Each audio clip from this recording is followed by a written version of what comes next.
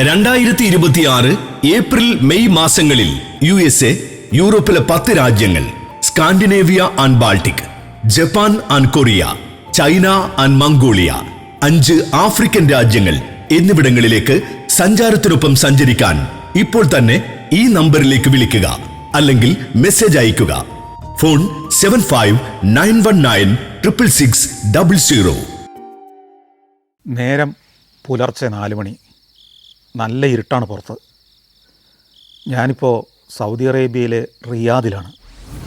റിയാദിൽ David Luke എന്ന് പറയുന്ന ഒരാളുടെ വീട്ടിൽ ഞാനും ഡോക്ടർ ഷാഫിയും അതിരാവിലെ ഉണർന്ന് കാത്തിരിക്കുകയാണ്. ഞങ്ങൾക്ക് എയർപോർട്ടിലേക്ക് പോകണം. 7 മണിക്ക് ഈ റിയാദിൽ നിന്ന് ജദ്ദയിലേക്ക് ഒരു വിമാനമുണ്ട്, അതിൽ കയറണം.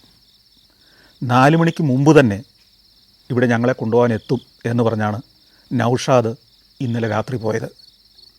പക്ഷേ 4 മണിയായിട്ടും ഒരു വിവരവുമില്ല. 4:10 വരെ കാത്തിരുന്നു, വരുന്നില്ല. വിളിച്ചു, ഫോൺ എടുക്കുന്നില്ല. ഞങ്ങൾക്കാകെ ടെൻഷനായി. ഇതെന്ത് സംഭവിച്ചു? നൗഷാദ് സമയം പറഞ്ഞാൽ വരേണ്ടതാണ്. ഞങ്ങളുടെ അവിടുത്തെ ആതിഥേയൻ ഡേവിഡ് ലൂക്ക് എന്ന, ഞാൻ ഡേവിഡ് അങ്കിൾ എന്ന് വിളിക്കുന്ന അദ്ദേഹം ഇന്നലെ തന്നെ നാട്ടിലേക്ക് പോയിരിക്കുന്നു. ഞങ്ങൾ 2 പേരും മാത്രമാണ് അദ്ദേഹത്തിൻ്റെ വീട്ടിൽ താമസിക്കുന്നത്.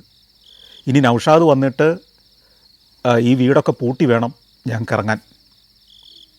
നൗഷാദിനെ വിളിച്ചിട്ട് കിട്ടുന്നില്ല. ഞങ്ങൾക്ക് വേറൊരാളെയും ഈ നഗരത്തിൽ പരിചയമില്ല. എന്തു ചെയ്യും? ഞങ്ങൾ തുടരെ നൗഷാദിനെ വിളിച്ചുകൊണ്ടിരിക്കുകയാണ്. സമയം അതിക്രമിക്കുന്നു, നേരം വെളുത്തിട്ടില്ല. ഈ സമയത്ത് ആരെ വിളിച്ചു വരുത്തും? ഒരെത്തും പിടിയും കിട്ടുന്നില്ല. ഒടുവിൽ 4:30 മണിയായപ്പോഴേക്കും ഞങ്ങൾ വിളിച്ചപ്പോൾ നൗഷാദ് ഫോൺ എടുത്തു. അപ്പോൾ ഉറക്കച്ചടവോടെയാണ് ഫോൺ എടുക്കുന്നത്. ഒരു കാര്യം മനസ്സിലായി, മനുഷ്യൻ ഉറങ്ങിപ്പോയതാ. ഞങ്ങൾ ചോദിച്ചു, എന്തേ വരാത്തത്? ഞങ്ങൾ 4 മണിക്ക് ഉണർന്ന് റെഡിയായിരിക്കുകയാണ്. ഇതാ ഞാനങ്ങനെ വന്നുകൊണ്ടിരിക്കുക എന്ന് പറഞ്ഞു. ആ വന്നുകൊണ്ടിരിക്കുക എന്ന ആ പ്രയോഗം കേട്ടപ്പോൾ തന്നെ മനസ്സിലായി വീട്ടിൽ നിന്ന് കട്ടിലേന്ന് ഏറ്റിട്ടില്ല എന്ന്. ഞങ്ങൾ വീണ്ടും പറഞ്ഞു, പെട്ടെന്ന് വരൂ, കുളിക്കാനൊന്നും നിൽക്കണ്ട. 5 മണി കഴിഞ്ഞപ്പോഴത്തേക്കും നൗഷാദ് എത്തി.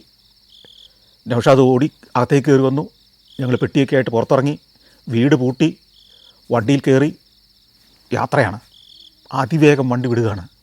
അപ്പോഴും നേരം വെളുത്തിട്ടില്ല. നേരം പയ്യെ വെളുത്ത് വരുന്നതേ ഉള്ളൂ. നൗഷാദ് ഞങ്ങളുടെ മുഖത്തേക്കൊന്നും നോക്കുന്നില്ല. ഞങ്ങളും ഒന്നും പറയുന്നില്ല. ഞാൻ ഇടയ്ക്ക് ചോദിച്ചു, 7 മണിക്കാണ് ഫ്ലൈറ്റ്, ഒരു 6 മണിയാകുമ്പോഴെങ്കിലും എയർപോർട്ടിലെത്തുമോ? ഓ, അതിനൊക്കെ മുമ്പ് എത്തും. നൗഷാദ് പറപ്പിച്ച് വിടുകയാണ്. ഭാഗ്യവശാൽ എയർപോർട്ടിലേക്കുള്ള വഴിയിൽ അധികം ഗതാഗത തിരക്കില്ല, ട്രാഫിക് പ്രശ്നങ്ങളില്ല. 6 മണിയോടടുക്കുമ്പോഴേക്കും ഞങ്ങൾ എയർപോർട്ടിലെത്തി. സാധാരണഗതിയിൽ എയർപോർട്ടിൽ ചെക്ക് ഇൻ കൗണ്ടറുകളൊക്കെ ഒരു 40 മിനിറ്റ് മുമ്പ് അടയ്ക്കും. ഗേറ്റ് ഒരു 25 മിനിറ്റ് മുമ്പ് ക്ലോസ് ചെയ്യും. അപ്പോൾ ഇനിയും ഒരു 20 മിനിറ്റ് കൂടി ഉണ്ട്. ഞങ്ങൾ നൗഷാദിനോട് യാത്ര പറഞ്ഞ് അകത്തേക്ക് ഓടി. വമ്പനൊരു എയർപോർട്ടാണ് റിയാദിലെ. ഡൊമസ്റ്റിക് എയർപോർട്ടാണെങ്കിൽ അതിവിശാലമാണ്. ചെക്ക് ഇൻ കൗണ്ടർ കണ്ടുപിടിച്ചു. ഞങ്ങൾക്ക് പറക്കേണ്ടത് ഫ്ലൈ എ ഡീൽ എന്ന് പറയുന്ന ഒരു വിമാന കമ്പനിയുടെ വിമാനത്തിലാണ്. ആ പേര് തന്നെ നമ്മൾ ആദ്യമായിട്ട് കേൾക്കുന്നതാണ്, ഫ്ലൈ എ ഡീൽ. സൗദി അറേബ്യയിൽ അങ്ങനെ പേരുള്ള വിമാനമൊക്കെ ഉണ്ടോ നമ്മൾക്ക് അത്ഭുതം തോന്നും. അതിൻ്റെ കൗണ്ടർ കണ്ടുപിടിച്ചു. അവസാനത്തെ ആളുകളായിട്ട് ഞങ്ങൾ 2 പേരും പോയി ചെക്ക് ഇൻ ചെയ്തു. ബോർഡിംഗ് പാസ് കിട്ടി. അപ്പോൾ ഒരു സമാധാനമായി. പക്ഷേ ഒരു പ്രശ്നമുണ്ട്. ഈ ഗേറ്റ് ഈ വിമാനത്താവളത്തിലെ വിമാനം പുറപ്പെടുന്ന പ്രദേശത്തെ ഏറ്റവും അവസാനത്തെ ഇവിടെയുള്ളൊരു ഗേറ്റാണ്. അങ്ങോട്ട് ഞങ്ങൾ ഓടുകയാണ്, ലഗേജുമായിട്ട് ഓട്ടമാണ്. അതിനിടയ്ക്ക് സെക്യൂരിറ്റി പരിശോധന കിടക്കണം. അവിടെ ചെല്ലുമ്പോൾ നീണ്ട ക്യൂ ആണ്. കുറേ സമയം നിന്നു. ഒടുവിൽ ഞങ്ങൾ ചിലരോടൊക്കെ അഭ്യർത്ഥിച്ചു, ഞങ്ങളുടെ വിമാനം ഉടൻ പുറപ്പെടും. അവിടെ സെക്യൂരിറ്റി ഉദ്യോഗസ്ഥരുണ്ട്, അവരോട് പറഞ്ഞു ഞങ്ങളുടെ വിമാനം പുറപ്പെടാറായി. ഉടനെ ഞങ്ങളെ ക്യൂവിൻ്റെ മുന്നിലേക്ക് കൊണ്ടുപോയി പെട്ടെന്ന് പരിശോധന നടത്തി വിട്ടു. അവിടെ ഒരു 15 മിനിറ്റ് പോയി. വീണ്ടും ഓടുകയാണ്. ഓടുമ്പോൾ പ്രത്യേക വസ്ത്രം ധരിച്ച ആളുകളൊക്കെ ഈ ടെർമിനലിലൂടെ പോകുന്നുണ്ട്. നമ്മൾ ഇന്ത്യയിൽ അധികം കാണാത്ത, അല്ലെങ്കിൽ ലോകത്ത് മറ്റൊരിടത്തും കാണാത്ത രീതിയിൽ ഒറ്റ മുണ്ടുടുത്ത് വേറൊരു മുണ്ട് പുതച്ച് പോകുന്ന ആളുകൾ. അവർ ഉംറ നിർവഹിക്കാൻ പോവുകയാണ്. ഉംറ നിർവഹിക്കാൻ ജദ്ദയിലേക്കാണ് ആദ്യം പോകേണ്ടത്. ജദ്ദയാണ് മക്കയുടെ കവാടം എന്നറിയപ്പെടുന്ന നഗരം. ലോകത്തിൻ്റെ നാനാഭാഗത്തു നിന്ന് ഉംറ നിർവഹിക്കാനും ഹജ്ജിനും ഒക്കെ വരുന്ന ആളുകൾ വന്നിറങ്ങുന്നത് ജദ്ദയിലേക്കാണ്. ഞങ്ങളും ഇന്ന് പോകുന്നത് ജദ്ദയിലേക്കാണ്. ഞങ്ങൾ ലഗേജുമായിട്ട് ഓടുകയാണ്. ഇവരെയൊക്കെ പിന്നിട്ട് ഓടുകയാണ്. അങ്ങനെ ഓടി അവസാനം കുറേ നടന്നു, കുറേ ഓടി. വേർത്ത് കുളിച്ച് ഈ പുലർകാലത്ത് ഞങ്ങൾ ഗേറ്റിലെത്തുന്നു. ഗേറ്റിലെത്തുമ്പോൾ അവസാനത്തെ ബസ് വിമാനത്തിലേക്ക് പോകാൻ ഇങ്ങനെ റെഡിയായി നിൽക്കുകയാണ്. ഓടിച്ചെന്ന് ബോർഡിംഗ് പാസ് കാണിച്ചു, ഞങ്ങളെ ബസ്സിലേക്ക് കയറ്റി. ഞങ്ങളെപ്പോലെ തന്നെ അവസാനം വൈകി എത്തിയതെന്ന് തോന്നുന്ന കുറച്ച് ആളുകൾക്കൊപ്പം ഞങ്ങൾ ബസ്സിലേക്ക് ഫ്ലൈ എ ഡീൽ എന്ന പേരുള്ള ഒരു വിമാനം കിടക്കുന്നു. വിചിത്രമായ പേരുള്ളൊരു വിമാനം. അതിനകത്തേക്ക് ചെന്ന് കയറി. ഞങ്ങളുടെ സീറ്റ് കണ്ടുപിടിച്ചിരുന്നു. വിമാനം ടേക്ക് ഓഫ് ചെയ്തു. റിയാദിൻ്റെ ആകാശത്തൂടെ അത് കറങ്ങി നേരെ പടിഞ്ഞാറോട്ട് യാത്രയാകുകയാണ്. ജിദ്ദ ചെങ്കടൽ തീരത്തെ ഒരു തുറമുഖ നഗരമാണ്, പുരാതനമായ നഗരം. ആ നഗരത്തിലേക്ക് ലക്ഷ്യമിട്ട് വിമാനം പറക്കുമ്പോൾ എൻ്റെ ഈ ക്യാമറയുണ്ട്. ഞാൻ പുറത്തെ ദൃശ്യങ്ങൾ പകർത്താനൊരു ശ്രമം നടത്തി. പക്ഷേ പുലർകാല സൂര്യൻ ഞാനിരിക്കുന്ന ആ വിൻഡോയുടെ നേരെയാണ്. അതുകൊണ്ട് തന്നെ പുറത്തേക്ക് ക്യാമറ തിരിച്ച് ഒന്നും ഷൂട്ട് ചെയ്യാൻ പറ്റില്ല. ഓപ്പോസിറ്റ് സൈഡിൽ നിന്ന് സൂര്യൻ്റെ കനത്ത പ്രകാശം ഇങ്ങനെ അടിച്ചുകൊണ്ടിരിക്കുകയാണ്. അങ്ങനെ വിമാനം പറക്കുമ്പോൾ ഞാൻ ഇന്നലെ നടത്തിയ യാത്രകളെക്കുറിച്ച് ഓർക്കുകയായിരുന്നു. ഉൾനാടുകളിലൂടെയുള്ള ദീർഘമായ യാത്ര. ഡോക്ടർ ഷാഫിയും നൗഷാദും എൻ്റെ കൂടെ ഉണ്ടായിരുന്നു. പല പൈതൃക ഗ്രാമങ്ങളുമൊക്കെ ഞങ്ങൾ സന്ദർശിച്ചു. അതിനുശേഷം ഒരു പ്രധാന സ്ഥലത്തേക്ക് പോകാം എന്ന് ഞങ്ങൾ രാവിലെ തന്നെ തീരുമാനിച്ചിരുന്നു. അത് നമ്മൾ മറ്റ് സ്ഥലങ്ങളിൽ കാണാത്ത വ്യത്യസ്തമായ ഒരു കാഴ്ചയുള്ള സ്ഥലമാണ്. ഉപ്പളങ്ങൾ. കടൽ തീരങ്ങളിൽ ഉപ്പളങ്ങൾ, ഉപ്പ് വറ്റിക്കുന്ന സ്ഥലങ്ങളുള്ളത് ഒരു സ്വാഭാവികമായ കാഴ്ചയാണ്. പക്ഷേ ഇവിടെ മരുഭൂമിയുടെ നടുക്ക് ഉപ്പ് കുറുക്കിയെടുക്കുന്നൊരു സ്ഥലമുണ്ട്. ഖസബ് സാൾട്ട് ഫ്ലാറ്റ്സ് എന്നറിയപ്പെടുന്നൊരു സ്ഥലം. അപ്പം നൗഷാദ് പണ്ടെന്നോ അവിടെ പോയിട്ടുണ്ടെന്നുള്ളൊരു ഓർമ്മയിലാണ് പോകുന്നത്. പക്ഷേ പലയിടത്തും വെച്ച് വഴിതെറ്റി. പിന്നെ ഗൂഗിൾ മാപ്പൊക്കെ ഇട്ട് ഞങ്ങൾ യാത്ര ചെയ്ത് ഏറെ ദൂരം പല വഴികളിലൂടെ തെറ്റിയും നേരായ വഴിയിലൂടെയും ഒക്കെ സഞ്ചരിച്ച് ഒരു പ്രദേശത്തേക്ക് എത്തുന്നു. അവിടെ എത്തുമ്പോൾ വലിയ കുറേ കുളങ്ങളാണ് കാണുന്നത്, വലിയ തടാകങ്ങൾ. അതിൻ്റെ സമീപം കുറേ JCBകൾ, ഹിറ്റാച്ചികളൊക്കെ നിരന്ന് കിടക്കുന്നു. മണ്ണുമാന്തികളൊക്കെ. നമ്മുടെ നാട്ടിലെ ടോറസ് ലോറികൾ പോലത്തെ കൂറ്റൻ കുറേ ട്രക്കുകൾ അവിടെ കിടക്കുന്നു. അപ്പോൾ അതാണെന്ന് ഞങ്ങൾക്കൊരു ധാരണയായി. ഇത് കാണാമകലെ നിന്ന്. പക്ഷേ അതിൻ്റെ ഉള്ളിലേക്ക് പോകാനുള്ള വഴി നിശ്ചയമില്ല. വേലിക്കെട്ടുകളാണ്. ഒടുവിൽ കുറേ ദൂരം ചുറ്റിക്കറങ്ങി ഞങ്ങൾ ഇതിൻ്റെ അകത്തേക്കുള്ള വഴി കണ്ടുപിടിച്ചു. അങ്ങനെ ഈ വലിയ തടാകങ്ങളുടെ സമീപത്തേക്ക് എത്തുന്നു. ഒരു ഭാഗത്തേക്ക് ചെല്ലുമ്പോൾ ഒരു 2-3 നാൾ ഉയരത്തിൽ വലിയൊരു പ്രദേശമാകെ വെളുത്ത ഉപ്പ് കൂട്ടിയിട്ടിരിക്കുകയാണ്. ഈ മണ്ണുമാന്തി കൊണ്ട് കോരി ഈ ടിപ്പറിനകത്ത് നിറയ്ക്കുന്നു. നിറയുന്ന ടിപ്പറുകൾ എവിടേക്കോ ഓടിപ്പോകുന്നു.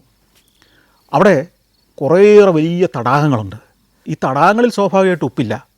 ഈ തടാകങ്ങളിലേക്ക് വേറെ ഒരു 1-2 കുളങ്ങളിൽ നിന്ന്, വലിയ കിണറുകൾ പോലെ കിടക്കുന്ന ആഴമുള്ള കുളങ്ങളിൽ നിന്ന് വെള്ളം പമ്പ് ചെയ്ത് കയറ്റുകയാണ്.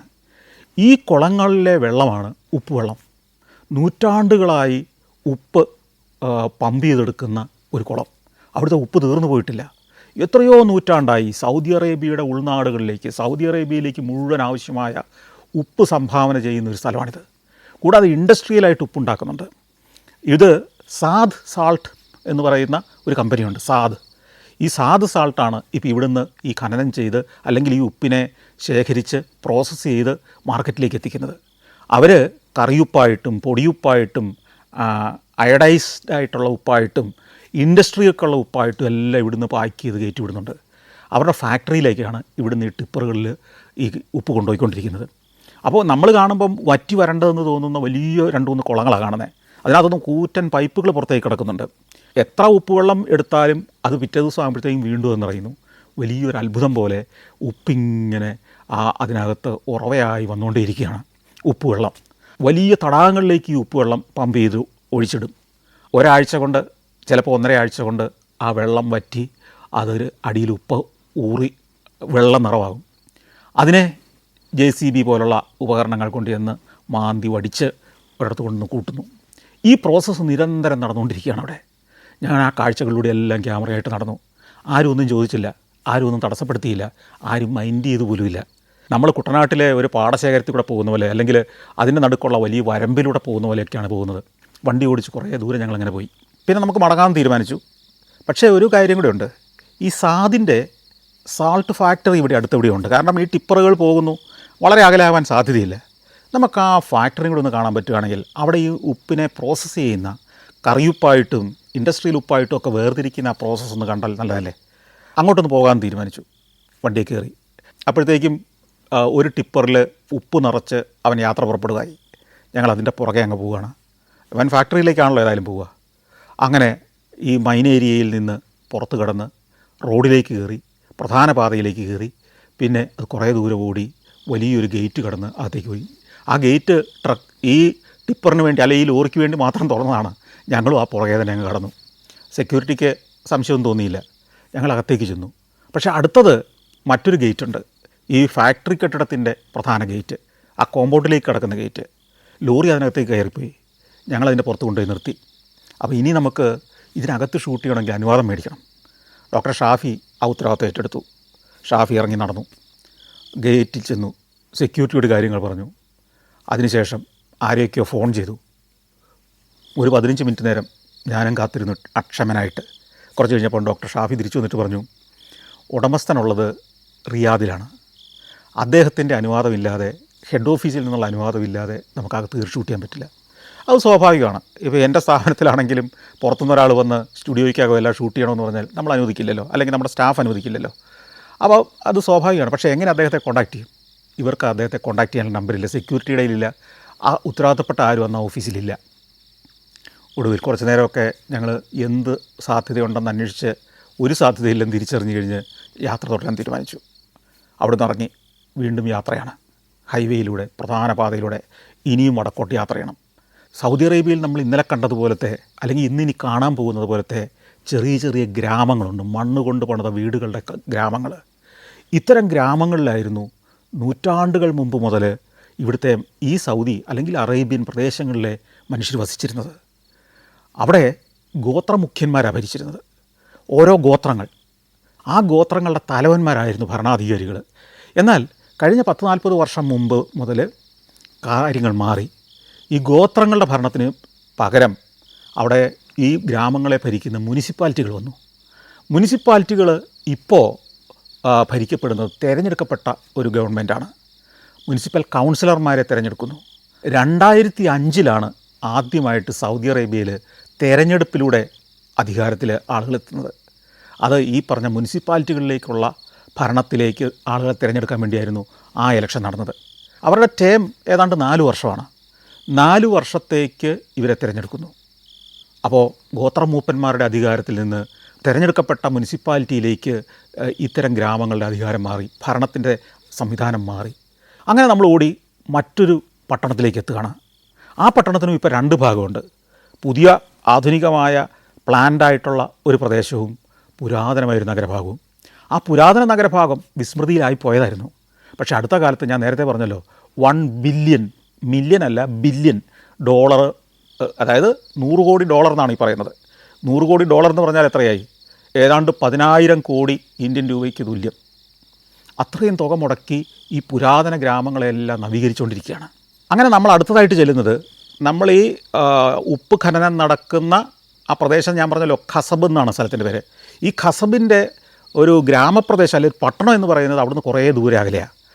അവിടുത്തെ ഈ ഖസബിൻ്റെ പുരാതന നഗരഭാഗത്തേക്കൊന്ന് കയറിയിട്ട് പോകാൻ ഞങ്ങൾ തീരുമാനിച്ചു. കാരണം അത് വലിയ ചരിത്രമുള്ളൊരു നഗരമാണ്. ഇസ്ലാം ഉണ്ടാവുന്നതിനും മുമ്പ് വളരെ സജീവമായിരുന്ന ഒരു നഗരം, ഒരു ഗ്രാമമായിരുന്നിരിക്കണം അന്ന്. പക്ഷേ ഇന്നതൊരു വലിയ നഗരമാണ്. അപ്പോൾ ഈ ഖസബിന് പുതിയ ഭാഗമുണ്ട്, പഴയ ഭാഗമുണ്ട്. ഖസബിൻ്റെ പഴയ നഗരത്തിലേക്കൊന്ന് പോകാൻ തീരുമാനിച്ചു. അങ്ങോട്ട് ചെല്ലുമ്പോൾ ആദ്യം ഒരു വലിയ പടിപ്പുരയാണ്. ആ പടിപ്പുര തന്നെ ഗംഭീരമാണ്. അവിടെ സെക്യൂരിറ്റി ഒക്കെ ഉണ്ട്. എന്തിനാണ് വന്നതെന്ന് ചോദിച്ചു. ഞങ്ങൾ പറഞ്ഞു, ഞങ്ങളിത് കാണാൻ വന്നതാണ്, ടൂറിസ്റ്റുകളാണ്. കയറിപ്പോക്കോളാൻ പറഞ്ഞു. ടിക്കറ്റൊന്നുമില്ല. അകത്ത് കയറുമ്പോൾ ഒരു പഴയ നഗരത്തെ അടുത്ത കാലത്ത് നവീകരിച്ച് ഗംഭീരമാക്കി പണി പൂർത്തിയാക്കിയിട്ടിരിക്കുക. ഗംഭീരം എന്ന് പറഞ്ഞാൽ നല്ല കല്ല് വിരിച്ച ടൗൺ സ്ക്വയർ, അതിൻ്റെ ഓരങ്ങളിൽ മോസ്ക് മുതൽ അവിടുത്തെ ഗ്രാമമുഖ്യൻ്റെ പഴയ ബംഗ്ലാവ്, കൊട്ടാരം വരെ ഉള്ള സാധനങ്ങൾ. കൂടാതെ നഗരത്തിലെ, അല്ലെങ്കിൽ ആ പഴയ പുരാനഗരത്തിലെ ചന്തയുടെ കെട്ടിടങ്ങൾ, നിരവധി ഉൽപ്പന്നങ്ങൾ വിറ്റിരുന്ന സ്ഥാപനങ്ങൾ, വീടുകൾ.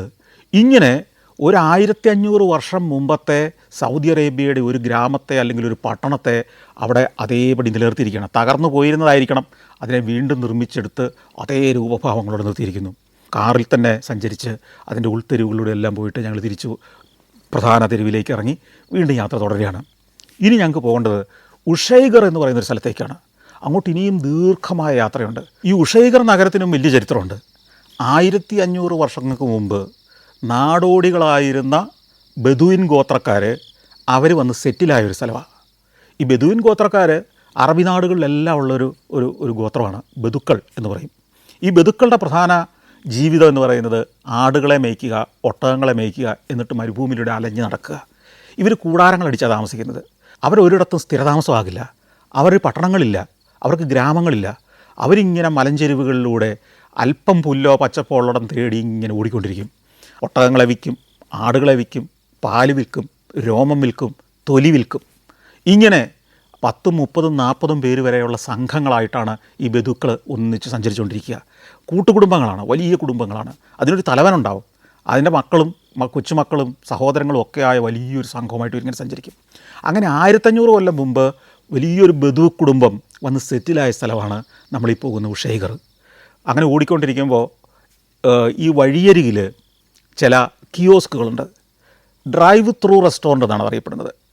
നമ്മൾ ടോൾ കൊടുക്കാൻ വേണ്ടിയിട്ട് ടോൾ ഗേറ്റിലേക്ക് ചെല്ലുമ്പോൾ ടോൾ പിരിക്കാനിരിക്കുന്ന ആളെപ്പോലെ തന്നെയാണ്. കാറിൽ ഓടി നമ്മൾ ഇതിൻ്റെ തൊട്ടടുത്ത് ചെന്ന് നിർത്തി ഗ്ലാസ് താഴ്ത്തിയാൽ ആ സ്ഥാപനത്തിൻ്റെ വിൻഡോയും നമ്മുടെ ഗ്ലാസ്സും വണ്ടിയുടെ വിൻഡോയും ഏതാണ്ട് ഒരേ അളവിലാണ് വരിക, ഒരേ ലെവലിലാണ് വരിക. നമുക്ക് അവിടെ ഇരുന്ന് ഇയാളോട്, ഈ അകത്തിരിക്കുന്ന ആളോട് ചായ, കാപ്പി, ലഘുഭക്ഷണം ഇതൊക്കെ ഓർഡർ ചെയ്യാം. അതപ്പം തന്നെ എടുത്തു തരും. അത് വാങ്ങിച്ചുകൊണ്ട് നമുക്ക് യാത്ര തുടരാം. ഡ്രൈവ് ത്രൂ റെസ്റ്റോറൻറ്റുകളാണ്. അങ്ങനെ ഒരു ഡ്രൈവ് ത്രൂ റെസ്റ്റോറൻറ്റിൻ്റെ അടുത്ത് കൊണ്ടുപോയി വണ്ടി നിർത്തി. അപ്പോൾ ഒരു കാപ്പി കുടിക്കാം അല്ലെങ്കിൽ ഒരു ചായ കുടിക്കാമെന്നാണ് തീരുമാനം. കുറേ നേരമായാലും ഓടാൻ തുടങ്ങിയിട്ട്. അപ്പോൾ ഈ കടക്കകത്തിരിക്കുന്ന ഒരാൾ മാസ്ക് വെച്ചിട്ടാണ് ഇരിക്കുന്നത്. അദ്ദേഹം പയ്യെ മാസ്ക് താത്തിയിട്ട് പറഞ്ഞു, ഞാനൊരു മലപ്പുറംകാരനാണ്, നിങ്ങൾക്ക് എന്താ വേണ്ടത്? അപ്പോഴാണ് അയാൾ എന്നെ കാണുന്നത്. ഞാൻ മറ്റേ സൈഡിലാണല്ലോ ഇരിക്കുന്നത്. അപ്പോൾ പിന്നെ വലിയ സൽക്കാരമായി. 3 ചായയും പിന്നെ ഞങ്ങൾ പറയാതെ തന്നെ കുറച്ച് സാൻഡ്വിച്ചും ഒക്കെ പാക്ക് ചെയ്ത് തന്നു. ഞങ്ങൾ പറഞ്ഞു, ഇപ്പോൾ സാൻഡ്വിച്ച് വേണ്ട, അതല്ല, ഇതെൻ്റെ വക ഒരു സമ്മാനം. ശരി, എന്നാൽ പൈസ കൊടുക്കാമെന്ന് വിചാരിച്ച് പേഴ്സ് തുറന്നപ്പോഴത്തേക്കും അയാൾ സമ്മതിക്കില്ല. അയാൾ ജനാല പയ്യെ അടച്ചിട്ട് പറഞ്ഞു, ഞങ്ങളെ ലോകം കാണിച്ചാൽ മതി, അതുകൊണ്ട് പൈസ വേണ്ട. പൈസ കൊടുക്കാൻ പറ്റിയില്ല. യാത്ര തുടർന്നു. ഇങ്ങനെ പലയിടത്തു നിന്നും നമുക്ക് ഈ സൽക്കാരം കിട്ടാറുണ്ട്, സ്നേഹം കിട്ടാറുണ്ട്, ചായയായും സ്നാക്സായിട്ടും ഒക്കെ. അങ്ങനെ പോയി കുറച്ചുകൂടെ ചെന്ന് കഴിയുമ്പോഴത്തേക്കും ഉഷൈഗർ ഗ്രാമത്തിൻ്റെ കാഴ്ചയിലേക്ക് എത്തുകയാണ്. നേരത്തെ കണ്ട ഖസബ് പട്ടണം പോലെയല്ല, ഇത് അതിനേക്കാളൊക്കെ വിശാലമാണ്. ഒരു താഴ്വാരം മുഴുവൻ നിറഞ്ഞു കിടക്കുന്നൊരു പട്ടണം. മണ്ണിൻ്റെ കോട്ടകളും കെട്ടിടങ്ങളും കൊണ്ട് നിറഞ്ഞ കൂറ്റനൊരു നഗരം. നമ്മളൊരു ചെറിയ കുന്നിൻ്റെ മുകളിൽ നിന്ന് താഴേക്ക് നോക്കുമ്പോൾ അതിവിശാലമായി പ്രദേശത്ത് പരന്ന് കിടക്കുന്ന ഒരു പട്ടണമാണ് ഉഷൈഗർ. നാളത്തെ സൗദി അറേബ്യയുടെ ടൂറിസത്തിൻ്റെ ഒരു പൊൻതൂവലായി മാറാൻ പോകുന്ന ഒരു നഗരം. അതിനൊരു പഠിപ്പുരയുണ്ട്. പഠിപ്പുര കടന്നങ്ങ് ചെല്ലുമ്പോഴത്തേക്കും പല സ്ഥാപനങ്ങൾ അവിടെയുണ്ട്. ടൂറിസവുമായിട്ട് ബന്ധപ്പെട്ട നിരവധി സ്ഥാപനങ്ങൾ ഇപ്പോൾ തന്നെ തുടങ്ങിക്കഴിഞ്ഞു. പക്ഷേ മഞ്ഞുകാലത്ത്, തണുപ്പ് കാലത്ത് ടൂറിസ്റ്റുകൾ വന്നു തുടങ്ങിയ ഒരു പ്രധാന സ്ഥലമാണ്. ഞങ്ങളാ ചെല്ലുന്ന സമയം ടൂറിസ്റ്റ് സീസൺ അല്ലാത്തത് കൊണ്ടും ടൂറിസ്റ്റ് സീസൺ തുടങ്ങാത്തത് കൊണ്ടുമാണ് അധികം ആളുകളില്ലാത്തത്. അതിൻ്റെ ഒരു മാർക്കറ്റ് സ്ക്വയറുണ്ട്, ഈ നഗരത്തിൻ്റെ മാർക്കറ്റ് സ്ക്വയർ. അവിടെയാണ് ഇപ്പോൾ പാർക്കിങ്. അവിടേക്ക് കൊണ്ടുപോയി വണ്ടി നിർത്തി ഞങ്ങൾ ഇറങ്ങി. അവിടെ ഈ മാർക്കറ്റ് സ്ക്വയറിൽ പാർക്കിങ്ങിൻ്റെ ഓരങ്ങളിൽ കുറച്ച് സ്ഥാപനങ്ങളൊക്കെ പ്രവർത്തിക്കുന്നുണ്ട്. ചെറിയ കഫേകൾ, ചെറിയ സുവനീർ കടകൾ ഒക്കെ. അവിടെയൊക്കെ ചില വൃദ്ധന്മാർ അതിൻ്റെയൊക്കെ തിണ്ണയിലിങ്ങനെ ഇരിക്കുന്നുണ്ട്. ഇവർ ഈ ഉഷൈഗർ ഗ്രാമത്തിലെ വാസികളായിരുന്നു. അടുത്ത കാലത്താണ് അവരെ ഇവിടുന്ന് ഒഴിപ്പിച്ച് ഉഷൈഗറിന് പുതിയൊരു നഗരഭാഗം സൃഷ്ടിച്ച് അവിടേക്ക് മാറ്റി പാർപ്പിച്ചത്. എങ്കിലും ഈ ഉഷൈഗർ നഗരത്തിലെ ഓരോ കെട്ടിടവും അവിടേക്ക് മാറി താമസിച്ച് അവരുടെ അതേ ഉടമസ്ഥതയിൽ തന്നെയാണ്. സർക്കാർ ഏറ്റെടുക്കുകയല്ല ചെയ്തേ. സർക്കാർ ചെയ്തതെന്നറിയോ, ആ പഴയ പുരാനഗരത്തെ ഗംഭീരമായിട്ട് റീഡിസൈൻ ചെയ്യാൻ, ആ പഴയ പ്രതാപത്തിൽ കുറേയും കൂടെ ഭംഗിയായി തേച്ചു മിനുക്കി നിർത്താൻ മിടുക്കന്മാരായ ആർക്കിടെക്റ്റുകളെ ഏൽപ്പിച്ചു. കൂടാതെ അത് നവീകരിക്കാൻ വേണ്ട പണം മുഴുവൻ സർക്കാർ മുടക്കി. എന്നാൽ ഉടമസ്ഥാവകാശം അവിടെ ആര് താമസിച്ചിരുന്നോ അവർക്ക് തന്നെ നിലനിർത്തുകയും ചെയ്തു. അതോടെ പ്രതിഷേധങ്ങളില്ലാതെ, പ്രശ്നങ്ങളില്ലാതെ നാട്ടുകാർ അവിടെ നിന്ന് മാറി. മാത്രമല്ല, ഇതൊരു ടൂറിസം ഡെസ്റ്റിനേഷനായിട്ട് നാളെ വളർന്നു കഴിയുമ്പോൾ ഈ കെട്ടിടങ്ങൾ സുവനീർ കടകളായും ടൂറിസ്റ്റ് ഹോട്ടലുകളായും റെസ്റ്റോറൻറ്റുകളായും ഒക്കെ മാറ്റാൻ കഴിയും. അങ്ങനെ മാറുമ്പോൾ ഉണ്ടാകുന്ന വരുമാനം ഈ ഗ്രാമീണർക്ക് തന്നെ കിട്ടും. അതൊരു ഗംഭീര പ്രോജക്റ്റല്ലേ, അതൊരു ഗംഭീര ആശയമല്ലേ. വിഷൻ 2030യുടെ ഭാഗമായിട്ട് സൗദി അറേബ്യ കൊണ്ടുവരുന്ന പുതിയൊരു ആശയമാണ് ടൂറിസത്തിലൂടെ സൗദിയെ വളർത്തുക. ഒപ്പം അവരുടെ പാരമ്പര്യ നഗരങ്ങളെ, പാരമ്പര്യ ഗ്രാമങ്ങളെ മുഴുവൻ പുനഃസൃഷ്ടിക്കുക, അവരുടെ ചരിത്രത്തെ പുനർനിർമ്മിക്കുക, അത് നശിച്ചു പോകുമായിരുന്ന അവരുടെ സംസ്കാരത്തെ നിലനിർത്തുക. ഗംഭീര പ്രോജക്റ്റാണ്. ഞാൻ ഓർക്കുകയാണ്, ഒരു കാലത്ത് ആരൊക്കെയാണ് ടൂറിസത്തെ തെറ്റിദ്ധരിച്ചിരുന്നത്. ടൂറിസം സംരംഭങ്ങൾക്കെതിരെ, റിസോർട്ടുകൾക്കെതിരെ, ഹോട്ടലുകൾക്കെതിരെ അടുത്ത കാലം വരെ കേരളം പോലും പ്രതിഷേധിച്ചിരുന്നില്ലേ? ടൂറിസത്തിൻ്റെ മേഖലയിൽ പ്രവർത്തിക്കുന്ന, ഹോട്ടലുകളുടെ, റിസോർട്ടുകളുടെ മേഖലയിൽ പ്രവർത്തിക്കുന്നവരെ മാഫിയ എന്നല്ലേ നമ്മൾ അടുത്ത കാലം വരെ വിളിച്ചുകൊണ്ടിരുന്നത്. ഒന്ന് ആലോചിച്ച് നോക്കിയേ, നമ്മുടെ നാടും നമ്മുടെ സമൂഹവും എന്തെല്ലാം കാര്യങ്ങളെയാണ് തെറ്റിദ്ധരിച്ച് ദീർഘകാലം അകറ്റി നിർത്തിയിരുന്നത്. സൗദി അറേബ്യ അങ്ങനെ തന്നെയായിരുന്നു. പക്ഷേ പുതിയ ഭരണാധികാരികൾ വരുമ്പോൾ, പുതിയ കാലത്തിലേക്ക് നമ്മൾ പ്രവേശിക്കുമ്പോൾ, കാലഘട്ടം മാറുമ്പോൾ, തലമുറ മാറുമ്പോൾ വെളിവുണ്ടാകുന്നു തലയ്ക്ക്. കാര്യങ്ങളെ യഥാർത്ഥത്തിൽ മനസ്സിലാക്കുന്നു. ഞാൻ ഈ ലോകയാത്രകൾ നടത്തിയിൽ നിന്ന് പഠിച്ചൊരു പാഠമുണ്ട്. ഏതെങ്കിലും ഒരു നാടിൻ്റെ സംസ്കാരം ഇന്നും പഴയ മട്ടിൽ നിലനിർത്തുന്നുണ്ടെങ്കിൽ അതിൻ്റെ ഏക കാരണം ടൂറിസമാണ്. ടൂറിസ്റ്റുകൾ ആ നാട്ടിലേക്ക് വന്നെങ്കിൽ മാത്രമാണ് അത്തരം കലാരൂപങ്ങൾ, സാംസ്കാരിക കേന്ദ്രങ്ങൾ, സാംസ്കാരിക ചിഹ്നങ്ങൾ, പഴയ നഗരങ്ങൾ, പഴമയുടെ അവശേഷിപ്പുകൾ ഇതൊക്കെ നിലനിൽക്കൂ. ഈ മാർക്കറ്റ് സ്ക്വയറിൽ നിന്ന് പല തെരുവുകളുള്ളിലേക്ക് പോകുന്നുണ്ട്. ആ തെരുവുകളിലൂടെ എല്ലാം പോകുമ്പം ഇന്ന് നവീകരിക്കപ്പെട്ട് കഴിഞ്ഞാൽ, നവീകരിച്ചു എന്ന് പറഞ്ഞാൽ മോഡേണാക്കി നല്ല കേട്ടോ, ആ പഴയ മട്ടിൽ തന്നെ പാച്ച് വർക്കെല്ലാം ചെയ്ത് പഴയ ശൈലിയിൽ മണ്ണുകൊണ്ടുള്ള കെട്ടിടത്തെ മണ്ണുകൊണ്ട് തന്നെ, തടി കൊണ്ട് പണിത കെട്ടിടങ്ങളെ ഒന്നുകൂടെ ആ തടി കൊണ്ടുള്ള കൊത്തുപണികളോടുകൂടി പണിത് ഇങ്ങനെ ഉൾതെരുവുകളാണ്, ഇടുങ്ങിയ തെരുവുകളാണ്. ആ തെരുവുകൾ എങ്ങനെയാണെന്ന് പറയുക, ഗുഹ പോലെയാണ്. രണ്ടു വശത്തും ചേർന്ന് നിൽക്കുന്ന വീടുകൾ, കെട്ടിടങ്ങൾ. അതിൻ്റെ മുകളിൽ പലകയിട്ടിട്ടുണ്ട്, തടി നിരത്തിയിരിക്കുകയാണ് ഈ മച്ചിൻ്റെ മുകളിൽ. അതിൻ്റെ മുകളിൽ ഒരു നിര വീടുകളൂടെ ഉണ്ട്. അതായത് നമ്മൾ നടക്കുന്നതിൻ്റെ വഴിയുടെ മുകളിൽ ഒരു നിലയുണ്ടെന്നർത്ഥം.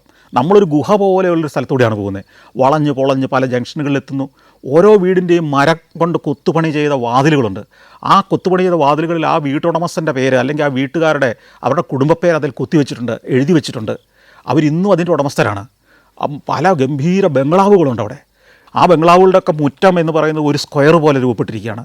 കൂടാതെ കുറച്ചുകൂടെ നടന്ന് ചെല്ലുമ്പോഴത്തേക്കും നമ്മൾ അവിടെ മോസ്കുകൾ കാണുന്നുണ്ട്. അതിമനോഹരങ്ങളായ മൺമോസ്കുകളാണ്, പക്ഷേ തടി കൊണ്ടുകൂടെ ചിത്രപ്പണികൾ ചെയ്ത മോസ്കുകൾ. അതിനകത്തേക്ക് കയറി ചെല്ലാം. അതിൻ്റെ മുറ്റത്ത് ഈന്തപ്പനകൾ വളർന്നു നിൽക്കുന്നു. വേറൊരു ഭാഗത്തേക്ക് ചെല്ലുമ്പോൾ മറ്റൊരു ജംഗ്ഷനിലേക്ക് എത്തുന്നത്. ആ ജംഗ്ഷൻ്റെ ഒരു ഭാഗത്ത് വമ്പനൊരു വീട്, ഒരു പ്രൗഢമായ വീട്. അതിവിടുത്തെ പഴയൊരു ഗവർണറുടെ വീടാണ്. 1916 മുതൽ 1933 വരെ ഈ ഉഷൈഗറിൻ്റെ ഗവർണറായിരുന്ന ഇബ്രാഹിം ബിൻ അബ്ദുള്ള എന്ന് പറയുന്ന ആളുടെ വീടാണ്. അദ്ദേഹത്തിൻ്റെ പിതാവും ഗവർണറായിരുന്നു. പിതാവിൻ്റെ മരണശേഷം ഇദ്ദേഹത്തിന് ഈ ഗവർണർഷിപ്പ് കിട്ടി. ഈ ഗവർണർ, സൗദി അറേബ്യയിലൊക്കെ ഗവർണറാകുക എന്ന് പറയുന്നത് റിയാദിലിരുന്ന് ഭരിക്കുന്ന കുടുംബവുമായി, രാജാവുമായി, സൗദി അറേബ്യയുടെ രാജാവുമായി വിശ്വസ്തരായ ആളുകളെയാണ് ഓരോ സ്ഥലത്തും ഗവർണറായി നിയമിക്കുക. അവിടെ നിൽക്കുമ്പോൾ ഒരു കാലത്തെ സൗദിയുടെ ഇത്തരം പ്രദേശങ്ങളിലെ ഗവർണർമാരുടെ ജീവിതം, അവരുടെ ആഡംബരം, അവരുടെ ജീവിത ശൈലി, ഇതൊക്കെ നമുക്ക് തിരിച്ചറിയാൻ പറ്റും. ഈ ഉൾത്തെരുവുകളിലൂടെ എല്ലാം നടക്കുമ്പോൾ ഒരു മനുഷ്യനെ നമ്മൾ കാണില്ല കേട്ടോ, നമ്മൾ മാത്രമേ ഉള്ളൂ. അവിടെയൊന്നും ആരും താമസിക്കുന്നില്ല. അങ്ങനെ ചെല്ലുമ്പോൾ ഒരു ഭാഗത്ത് മാത്രം ഒരു ചെറിയ കട. അവിടെ ഒരു പയ്യൻ കട നടത്തുക, കടയ്ക്കകത്തിരിപ്പുണ്ട്. നാസർ എന്ന പേര്, പരിചയപ്പെട്ടു. അദ്ദേഹം അവിടെ ചായയും കാപ്പിയൊക്കെ വിൽക്കുക. അപ്പോൾ ഞങ്ങൾ ചോദിച്ചു, ഇവിടെ നിങ്ങൾ ഈ ചായക്കട നടത്താൻ മാത്രം ആൾ വരുന്നുണ്ടോ? പറഞ്ഞ ആൾ വളരെ കുറവാണ്, എന്നാലും ഒരാൾ കട നടത്തണ്ടേ. അപ്പോൾ ഞങ്ങൾ ചോദിച്ചു, എന്തെങ്കിലും നിങ്ങൾക്ക് ഇതിന് പ്രതിഫലം കിട്ടുമോ? അപ്പോൾ എന്തോ ഒരു പ്രതിഫലം സർക്കാർ ഇവർക്ക് കൊടുക്കുന്നുണ്ട്. ഈ വിറ്റ് കിട്ടുന്ന പൈസ മാത്രമല്ല, തന്നെയുമല്ല സീസൺ ആകുമ്പോഴത്തേക്കും കച്ചവടം കൂടും. അപ്പോൾ അദ്ദേഹം ചോദിച്ചു, ചായയും കാപ്പിയൊക്കെ എടുക്കട്ടെ? അപ്പോൾ ഞങ്ങൾ പറഞ്ഞു, നമുക്കൊന്ന് കണ്ടിട്ട് വന്നിട്ട് വരാം. അപ്പോൾ അയാൾ പറഞ്ഞു, ഞങ്ങളുടെ പുരയിടമാണ് ഇതെല്ലാം. അപ്പോൾ വലിയൊരു കോംപ്ലക്സാണ്, ആ കുറേ വീടുകളുടെ കെട്ടിടങ്ങളുടെ ഒരു കോംപ്ലക്സാണ്. ഞങ്ങളുടെ തറവാട്ട് വീടാണിത്. ഞങ്ങൾ താമസിക്കുന്നത് ഇപ്പോൾ പുതിയ ഉഷൈഗർ നഗരത്തിലാണ്. ഞാൻ എല്ലാ ദിവസവും ഇവിടെ വരും. ഇവിടെ ഞങ്ങൾക്ക് ഗസ്റ്റ് ഹൗസുകളുണ്ട്, നിങ്ങൾക്ക് വേണമെങ്കിൽ ഇന്നിവിടെ താമസിക്കാം. ഞങ്ങൾക്ക് കുറേ റൂമുകളുണ്ട്. കൂടാതെ ഞങ്ങളിവിടെ ഒരു മ്യൂസിയം നടത്തുന്നുണ്ട്. അപ്പോൾ ഇതൊക്കെ ഇന്ന് കാണാൻ പറഞ്ഞ് ഈ പറഞ്ഞ നാസർ ഞങ്ങളെ ഉള്ളിലേക്ക് ക്ഷണിച്ചു. അതിനകത്ത് ഇവരുടെ കുടുംബ വീട്ടിലെ പണ്ട് മുതലുള്ള പല ഉപകരണങ്ങൾ, കുട്ടികളെ കിടത്തിയിരുന്ന തൊട്ടിൽ മുതൽ, വീട്ടിലെ പലവിധ ഫർണിച്ചർ മുതൽ, അടുക്കളയിൽ ഉപയോഗിച്ചിരുന്ന ഉപകരണങ്ങൾ മുതൽ എല്ലാം ഇങ്ങനെ ഭംഗിയായിട്ട് ഡിസ്പ്ലേ ചെയ്തിട്ടുണ്ട്. കൂടാതെ വേറൊരു ഭാഗത്ത് ഇവർ ഒരു കാലത്ത് വേട്ടയാടിയിരുന്ന മൃഗങ്ങൾ, പക്ഷികൾ, ഇതിനെയൊക്കെ സ്റ്റഫ് ചെയ്ത് വെച്ചിട്ടുണ്ട്. അതിൻ്റെ മുകളിലത്തെ നിലകളിലേക്ക് പോകാം. മുകളിലത്തെ നിലയിലേക്ക് ചെല്ലുമ്പോൾ ഒരുക്കി വെച്ചിരിക്കുന്ന ബെഡ്റൂമുകൾ, അതെല്ലാം നല്ല ഡീസൻ്റായ മുറികളാണ്, നമുക്ക് വേണേൽ താമസിക്കാൻ പറ്റുന്ന മുറികളാണ്. കൂടാതെ ഒരു ഭാഗത്തൊരു മജ്ലിസുണ്ട്. മജ്ലിസ് എന്ന് പറഞ്ഞാൽ ഈ അറബി നാടുകളിലൊക്കെ ഇവർ സദസ്സ് കൂടുക എന്ന് പറയും. അതായത് വെടിവട്ടമായിട്ടിരിക്കുന്നവർ, അങ്ങനെ സാധാരണക്കാരാണ് വെടിവട്ടമായിട്ടായിരിക്കും ഇരിക്കുക മജ്ലിസിൽ. അതല്ല, മതപണ്ഡിതന്മാരാണെങ്കിൽ മതകാര്യങ്ങൾ ചർച്ച ചെയ്തുകൊണ്ടായിരിക്കും ഇവരിങ്ങനെ ഇരിക്കുക. ഭരണാധികാരികളാണെങ്കിൽ ഭരണവിഷയങ്ങൾ ചർച്ച ചെയ്തുകൊണ്ടിരിക്കും. അതൊരു ചുറ്റും ഒരു ഭിത്തിയോട് ചേർത്ത് മെത്ത ഇങ്ങനെ ഇട്ടിട്ടുണ്ടാവും. അപ്പോൾ ആളുകളിങ്ങനെ വട്ടത്തിലിരിക്കും. അതിനകത്ത് ചിലപ്പോൾ ഹുക്കയോ അങ്ങനെയൊക്കെ ഉള്ളത് ഉണ്ടാവും ഇവർക്ക് വലിച്ചുകൊണ്ടിരിക്കാൻ. അവർക്ക് കൈവെക്കാനുള്ളൊരു ഉരുളം തലയണ സൈഡിലുണ്ടാവും. ഇങ്ങനെ ആളുകൾ വട്ടത്തിലിരുന്ന് കഥ പറഞ്ഞ്, വെടി പറഞ്ഞ്, അല്ലെങ്കിൽ സീരിയസ് ആയ വിഷയങ്ങൾ ചർച്ച ചെയ്തിരിക്കുന്ന ഈ ഒത്തുചേരൽ കേന്ദ്രങ്ങൾക്കാണ് ഈ മജ്ലിസ് എന്ന് പറയുന്നത്. ഇത്തരത്തിലുള്ള മജ്ലിസും ഉണ്ട് അവിടെ. ഇതെല്ലാം ഷൂട്ട് ചെയ്തു, ഈ കാഴ്ചകളെല്ലാം കണ്ടു, തിരിച്ചു വന്നു. ഞങ്ങൾ കുറച്ചു മുമ്പ് ആ വഴിയരികിൽ നിന്ന് ഡ്രൈവ് ത്രൂ റെസ്റ്റോറൻറ്റിൽ നിന്ന് ചായയും പലഹാരം കിട്ടിയതും ഒക്കെ കഴിച്ചതാണെങ്കിലും ഇദ്ദേഹത്തെ നിരുത്സാഹപ്പെടുത്തരുതല്ലോ. അങ്ങനെ നാസറിൻ്റെ കടയിൽ നിന്ന് ഓരോ ചായയും കൂടെ കുടിച്ച് ഞങ്ങൾ വീണ്ടും തിരിച്ച് നടന്നു. പക്ഷേ തിരിച്ചു നടക്കുമ്പോൾ ഒരു കുഴപ്പമുണ്ട്. ഇതിലേ കൂടെയാണ് ഞങ്ങൾ പോയെന്നുള്ള ഒരു എത്തും പിടിയും കിട്ടുന്നില്ല, വഴിതെറ്റിപ്പോവും. അതുപോലുള്ള ഇടവഴികളാണ്, പല ഇടവഴികളിൽ. ഒടുവിൽ ഞങ്ങൾ 1 മണിക്കൂർ കഷ്ടപ്പെട്ട് പുറത്തേക്കുള്ള വണ്ടി പാർക്ക് ചെയ്തിരിക്കുന്ന സ്ഥലം വരെ കണ്ടുപിടിച്ചു. അവിടെ ചെന്ന് ഞങ്ങൾ മടക്കയാത്ര ആരംഭിച്ചു. ഇപ്പോഴത്തേക്കും നേരം സന്ധ്യയായി, ഇരുണ്ട് തുടങ്ങി. ഇനി ഒരു 3 മണിക്കൂറിലേറെ യാത്ര ചെയ്യണം റിയാദിലേക്ക് എത്തണമെങ്കിൽ. ദീർഘമായ യാത്ര, മരുഭൂമിയുടെ വിജനതയിലൂടെ യാത്ര ചെയ്ത് ഞങ്ങൾ രാത്രി ഏതാണ്ട് ഒരു 9 മണിയായപ്പോഴത്തേക്കും റിയാദിലെത്തിക്കഴിഞ്ഞാൽ ഇനി ഭക്ഷണം കഴിക്കണം. അപ്പോൾ നൗഷാദ് ചോദിച്ചു, ട്രഡീഷണൽ ഫുഡ് കഴിക്കണോ അതോ മലയാളി ചായക്കടയിൽ പോയി ഇന്ന് രാവിലെ ബ്രേക്ക്ഫാസ്റ്റ് കഴിച്ചിട്ട് കഴിക്കണോ? വേണ്ട, വൈകിട്ട് നമുക്ക് സൗദി ഫുഡ് തന്നെ കഴിക്കാം. അങ്ങനെയാണെങ്കിൽ ഇവിടെ ഷവർമ ഹൗസ് എന്ന് പറഞ്ഞൊരു റെസ്റ്റോറൻ്റ് ഉണ്ട്, ഗംഭീർ റെസ്റ്റോറൻറ്റാണ്, പോയേക്കാം. അതിന് താഴെ കൊണ്ടുപോയി വണ്ടി പാർക്ക് ചെയ്തു. പക്ഷേ അവിടെ ഒരു ചെറിയ കുഴപ്പമുണ്ട്, നല്ല ഗംഭീർ റെസ്റ്റോറൻ്റാണ്, ഭയങ്കര തിരക്കാണ്, നല്ല അറബി ഫുഡുകൾ കിട്ടുന്ന റെസ്റ്റോറൻ്റാണ്. പക്ഷേ നമ്മൾ ആദ്യം പോയി പൈസ കൊടുത്ത് ടോക്കൺ എടുക്കണം.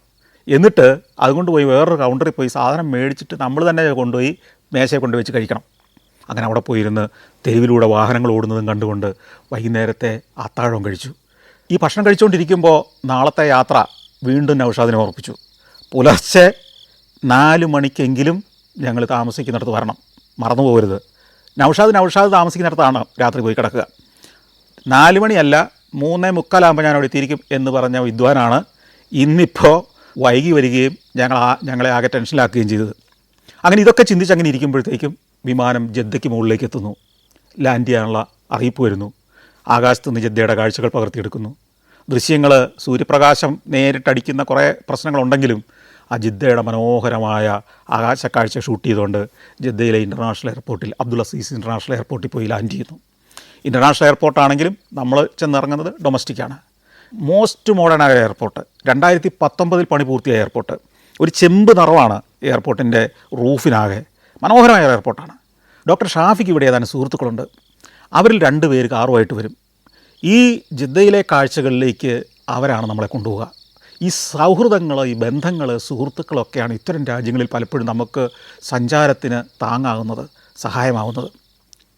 ഞങ്ങൾ അറൈവൽ ഏരിയയിലേക്ക് ചെല്ലുമ്പോഴത്തേക്കും 2 പേര് നമ്മുടെ നേരെ വരുന്നു, നൗഷാദും മജീദും. മജീദ് കാറുമായിട്ടാണ് വന്നിരിക്കുന്നത്. മജീദിൻ്റെ കാറിലാണ്, ഒരു ലാൻഡ് റോവർ ഡിസ്കവറി കാർ. ഞങ്ങളുടെ ലഗേജ് എല്ലാം പുറകെ കൊണ്ടുപോയി വെച്ചു. വണ്ടിയിൽ കയറി നമ്മൾ ടൗണിലേക്ക്, സിറ്റിയിലേക്ക്, ജദ്ദ പട്ടണത്തിലേക്ക് പോവാണ്. ഈ ജദ്ദയെക്കുറിച്ച് ഏകദേശം ഒരു ആമുഖ വിവരമൊക്കെ ഇവർ തന്നു.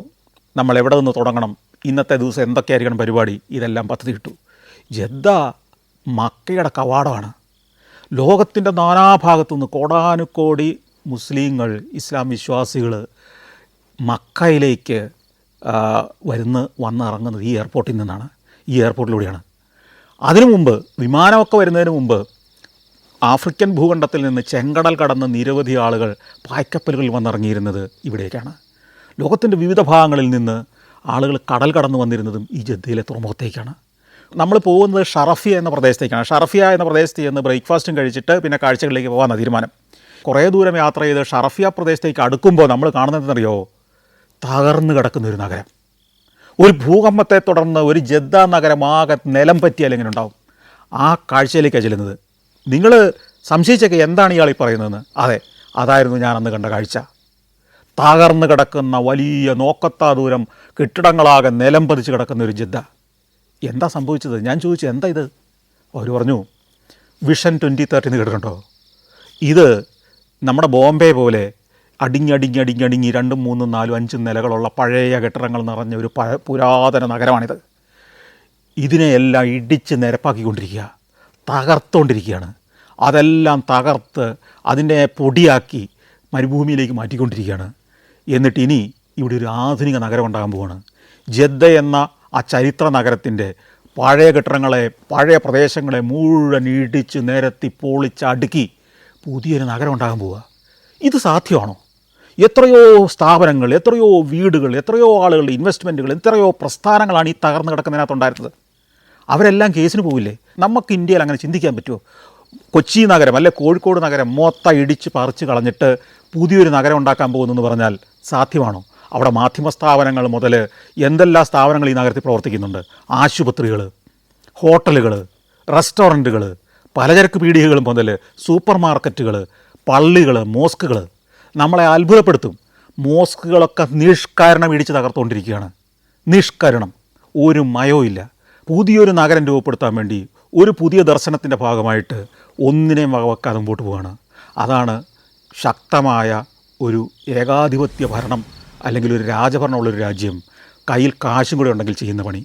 നമുക്ക് പതിറ്റാണ്ടുകളായി നമ്മൾ ആഗ്രഹിക്കുന്നു മുംബൈയിലെ ധാരാവി എന്ന ചേരി പ്രദേശത്തെ ഒന്ന് വൃത്തിയാക്കാൻ, അതിനെ ഒന്ന് ഇടിച്ചു നിരപ്പാക്കി ആളുകൾക്ക് നല്ല വാസസ്ഥലങ്ങൾ ഒരുക്കാൻ. ഇതുവരെ സാധിച്ചിട്ടില്ല. അവിടെയാണ് ഏതാനും മാസങ്ങൾ കൊണ്ട് ജദ്ദ എന്ന നഗരത്തെ ഇടിച്ച് നിരപ്പാക്കി പുതിയൊരു നഗരം ഉണ്ടാക്കാനുള്ള പദ്ധതി നടക്കുന്നത്. തകർന്നടിഞ്ഞു കിടക്കുന്ന ജദ്ദയുടെ ആ കാഴ്ചകളിലൂടെ നാളെ ഒരു പുതുനഗരമായിട്ട് ഉയർത്തെഴുന്നേൽക്കാൻ പോകുന്ന ആ നഗരത്തിലൂടെ ഞങ്ങൾ സഞ്ചാരം തുടരുകയാണ്.